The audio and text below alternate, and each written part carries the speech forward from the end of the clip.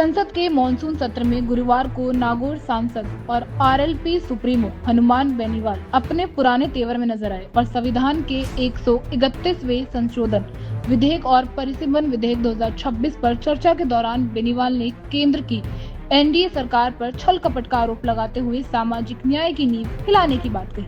उन्होंने साफ किया कि लोकतंत्र केवल नंबर गेम नहीं बल्कि विश्वास का नाम है, जिसे ये सरकार लगातार तोड़ रही है। हनुमान बेनीवाल ने सदन में अपनी बात रखते हुए कहा कि उनकी पार्टी महिला आरक्षण के पक्ष में है और महिलाओं को उचित राजनीतिक प्रतिनिधित्व मिलना ही चाहिए, लेकिन सरकार महिला आरक्षण की आड़ में ओबीसी, दलित, आदिवासी और कमजोर प्रतिनिधित्व वाले मुस्लिम समाज को नुकसान पहुंचाने वाले परिसीमन ला रही है। उन्होंने मान्यवर काशीराम के नारे जिसकी जितनी संख्या भारी उसकी उतनी हिस्सेदारी को दोहराते हुए जातिगत जनगणना के बिना किए जा रहे बदलावों पर सवाल उठाए। सांसद बेनीवाल ने राजस्थान के हक की लड़ाई लड़ते हुए सदन में चौंकाने वाले आंकड़े पेश किए। उन्होंने कहा कि 2011 की जनगणना के अनुसार राजस्थान की संख्या 6.85 करोड़ थी। इस आधार पर राजस्थान में 48 लोकसभा सीटें बननी चाहिए, लेकिन यदि सरकार सभी राज्यों में समान रूप से 50% सीटें बढ़ाती तो राजस्थान के हिस्से में केवल 38 सीटें आएगी।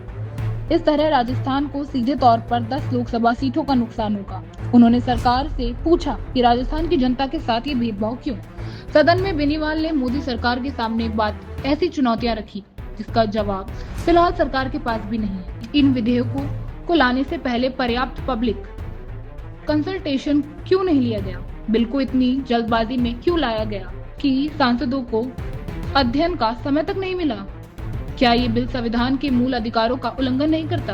क्या ये कदम देश के संघीय ढांचे को कमजोर नहीं करता? क्या सरकार दक्षिण भारत और संतुलित जनसंख्या वाले राज्यों के हितों की रक्षा करेगी?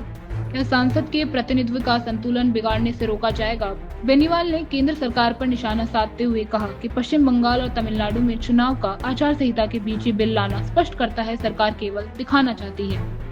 उन्होंने मांग की कि सरकार पहले जातिगत जनगणना करवाए, उसके बाद ओबीसी, एससी और एसटी वर्ग सीटों को आरक्षित करते हुए इनकी संख्या बढ़ाए, तभी देश सकारात्मक संदेश जाए।